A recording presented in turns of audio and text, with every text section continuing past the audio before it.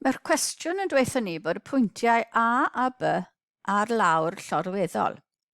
Ar amser t yn hawl i 0 eiliad, mae gwrthrych P yn cael ei daflu o A tuag at B fel mae A B yw cyrhaeddiad P, pellter ar draws.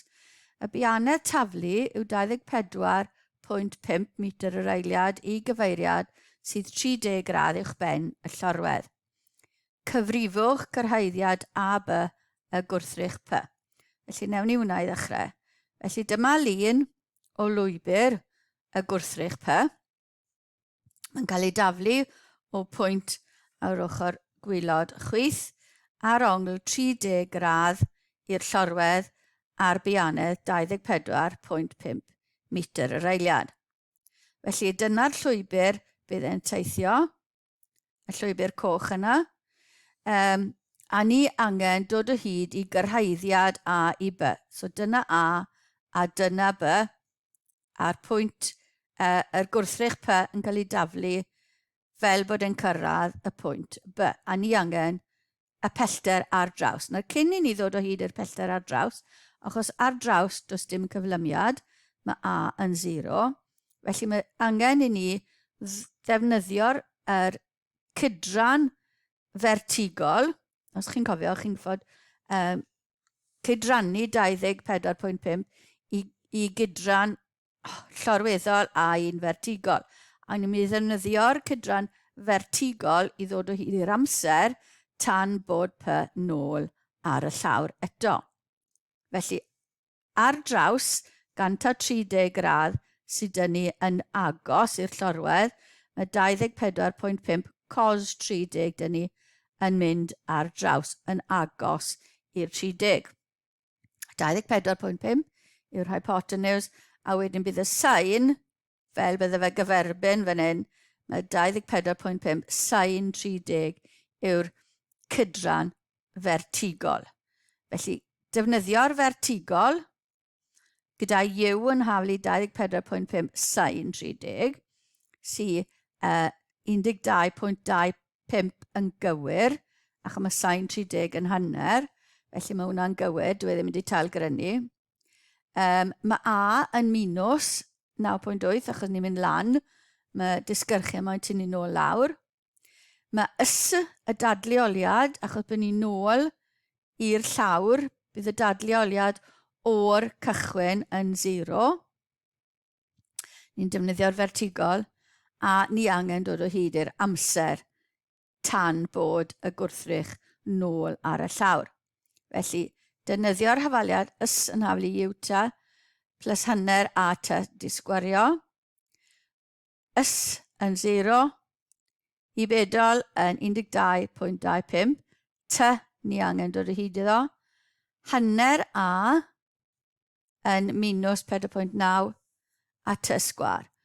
Mae dyn ni hafaliad cwadratig, felly gallai dynnu t allan, ffactorio fe, tynnu t allan, mae t yn 0, neu mae'r braced yma'n 0, sy'n rhoi bod t yn haflu 12.25 rannu 4.9, sy'n 2.5 yn gywir, mae hwnna'n gywir.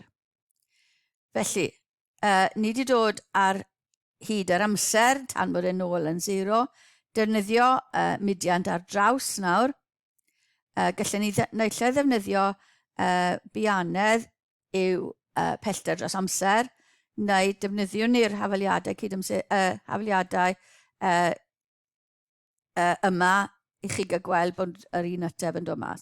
Felly, mae y cydran ar draws yn dod yn 49 rannu dy 4 ail isradd 3, achos mae cos 30 yn ail isradd 3 dros 2.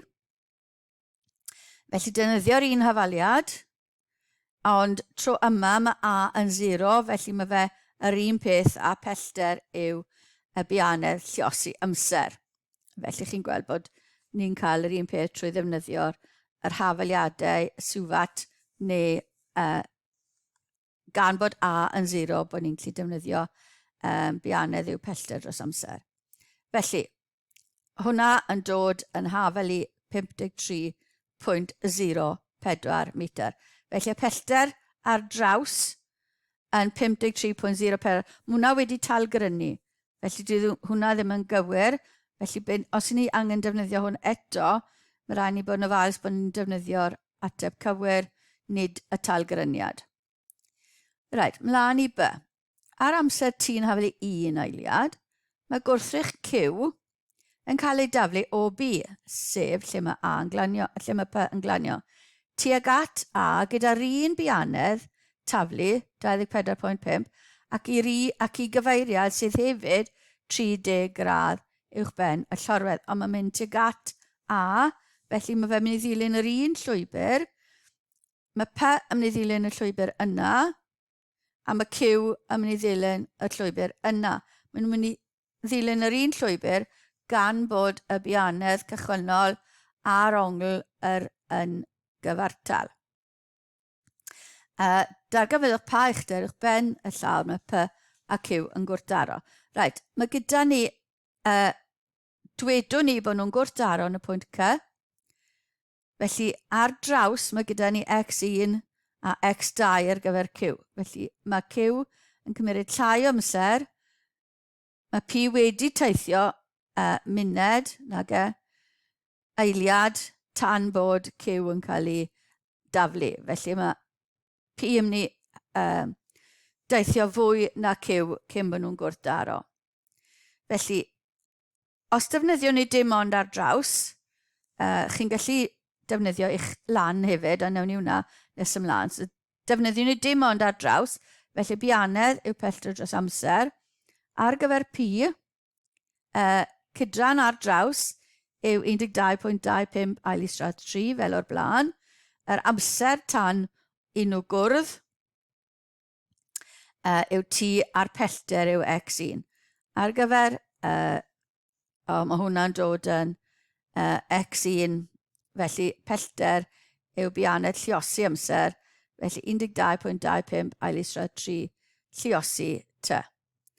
Ar gyfer Q, ni'n mynd y cyfeiriad arall, gwmws yr un mesurau ar gyfer I bedol cydran ar draws yw 12.25 eilistrad 3. 24.5 cos 30 oedd hwnna, sgofiwch chi, o ran A. Ar amser nawr, mae Q yn mynd I gymryd llai o amser, felly mae gyda ni T minus 1 yw'r amser mae Q yn mynd I ddefnyddio I gwrdd a P. A defnyddio'r un hafaliad, pellter yw bianedd lluosi amser, a mae gyda ni 12.25 eilistrad 3 lluosi T minus 1 nawr. Ond ni hefyd yn gwybod bod x1 plus x2 yw'r cyrhaeddiad gyson ni, y pellter a B gyson ni'n rhan A. Hynny yw, mynd nôl i'r un cywir, dim y talgryniad, 2.45 eilistrad 3 dros 8. Felly x1 yw'r mynegiad yna, x2 yw'r mynegiad yna, ador yna. Ni'n gallu gweld bod eilistrad 3 ym mhob term, felly canslo'r yna. Ni'n gallu lluosi mas y bracet, felly 12.25 T minus 12.25 ar gyfer y bracet. Casglu termau, felly mae 24.5 T. Mynd â hwnna draw, mae hwnna'n gywir ac mae 8fed yn gywir, a 42.875 yn gywir rhannu dy 24.5 a ni'n cael bod T yn hafel 1.75 ar draws iddyn nhw gyrraedd yr un man.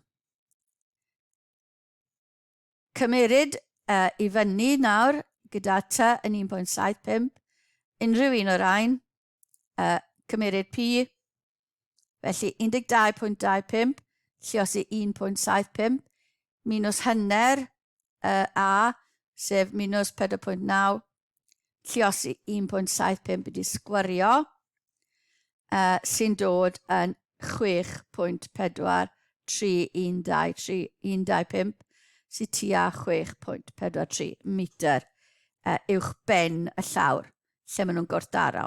So angen defnyddio ar draws a wedyn lan. Ni'n neud rhan B eto nawr gan defnyddio lan i ddechrau. Felly, mae gyda ni lan ar gyfer P, cydran lan oedd 12.25, mae A yn minus 9.8, a mae T yw beth ni angen dod o hyd iddo, a ni angen dod o hyd i H. Wneud yr un peth ar gyfer Q, defnyddio S yn haflu yw T plus hanner A T di sgwario. Felly mae H yn haflu 12.2 T minus hanner, felly minus 4.9 T di sgwario. Ar gyfer Q, cydran i fyny yn 12.25 eto, beth oedd e 24.5 sin 30, a yn minus 9.8, mae T nawr yn T minus 1, a mae S gyda ni. Ni angen yr uchder. Felly, defnyddio S yn haflu yw T plus hanner A T sgwar. Felly, H yn haflu 12.25 llosi T minus 1 minus hanner, felly minus 4.9 plus hanner A yn minus 4.9 T minus 1 di sgwario. Nawr mae dyn ni dwy hafaliad cydamserol fan hyn, a ni angen dod o hyd i H a T. Ond, gan mae H yn hafelu, gyda'r ddau gosodwn ni nhw'n hafelu iddi gilydd. Felly mae 12.25 T minus 4.9 T di sgwario yn hafelu 12.25 T minus 12.25 minus 4.9 a T minus 1 di sgwario yn T sgwar minus 2 waith y canol, 2T, plus minus 1 di sgwario yn plus 1. Felly, chi'n gallu gweld na'r llosir 4.9 minus 4.9 mewn y braced ola, a chi'n gallu gweld bod ambell i beth yn canslo yma. Felly mae'r 12.25 T wedi canslo, a mae minus 4.9 T sgwar wedi canslo. Gadael ni dy 0 ochr chwith, minus 12.25 a minus 4.9 yn minus 17.15 plus 9.8 T yn gwneud T i fod yn 17.15 rannu dy 9.8 sy'n rhoi 1.75 i ni, fel o'r blaen. Felly gosod hwnna nôl yn unrhyw un o'r rhain a cael bod H yr uchder uwch ben yn 6.43. Felly, dau ffordd oedd o wneud rhan B. Ni edrych ar y llwybr un nawr ar Geogebra. Felly, ni'n mynd i weld nawr beth sy'n digwydd os mae P gyda ni fan hyn nôl yn y tardd, a ni'n mynd i symud hwn sy'n cynrychioli'r amser sy'n teithio. Felly, ni'n mynd i symud P, a chi'n gallu gweld fel mae T yn cynyddu, mae P yn dilyn y llwybr yna tan bod un eiliad a mae Q yn dechrau ffordd o y man yn B. Pellter ar draws yw B nawr. Felly, dyna ni, ewn ni mlaen nawr, a gewch chi weld beth sy'n digwydd. Mae'r un yn cynyddu, a maen nhw'n dilyn yr un llwybr, a ni'n eisiau nôl i'r llall, tan bod ni'n cyrraedd 1.75, lle maen nhw'n gwrthdaro. Nawr, os ych chi'n gallu dychmygu bod un yn cylinder gwag a bod y llall yn bel a maen nhw'n gallu mynd trwy gilydd, gallwn ni gyrio ymlaen i chi gael gweld y llwybr yn mynd ymlaen. Felly dyna sy'n P ac yn gallu mynd trwy ei gilydd heb ymharu ar y llwybr, dyna beth byddai'n digwydd. Felly, os dwi nawr yn cael gwared rhywna, yna P nôl i 0, a gosod mewn ar draws y cydran ar daws, y cyflymder llorweddol sydd gyda ni fan hyn. Nawr, dyw hwnna ddim yn newid. Mae hwnna yn sefyll yn gyson ar hyd y llwybr. A mae'r cydran fertigol yma yn mynd i newid, fel o'ch chi'n gweld yn y cwestiwn. A gewn ni osod mewn y linell yma lle mae t yn haflu 1 eiliad. T yn haflu 1 eiliad yma. Felly symudwn ni p nawr ten. A gallwch chi weld nawr, fel mae'r cydran fertigol a llorweddol yn symud gyda p yn mynd ar ei daith. Mae'r cyflymder fertigol yn lleihau, mae'r cyflymder llorweddol yn para ar un fain. Nes bod ni'n cyrraedd 1 eiliad, mae cyw yn mynd i ddechrau ffordd. Wedyn ni'n cyrraedd y man lle mae p yn cyrraedd i chafbwynt ei daith, a mae'r cyflymder fertigol yn 0. Felly os gyriwn ni mlaen, chi'n gallu gweld nawr mae cyflymder fertigol yn negatif, ac mae'n cwmpo, mae'n dod lawr, ac mae'n cynyddu yn y man negatif.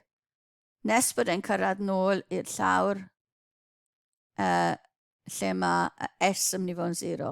Felly chi'n gallu gweld, wrth chwarae gwmpas gyda Geogebra fan hyn, chi'n gallu gweld beth sy'n digwydd i llwybr y taflau yma. Just beth i chi gael chwarae gwmpas gyda. Geogebra Classic 5 yw hwn, a chi'n gallu cael yr iaith yn Gymraeg neu'n Saesneg.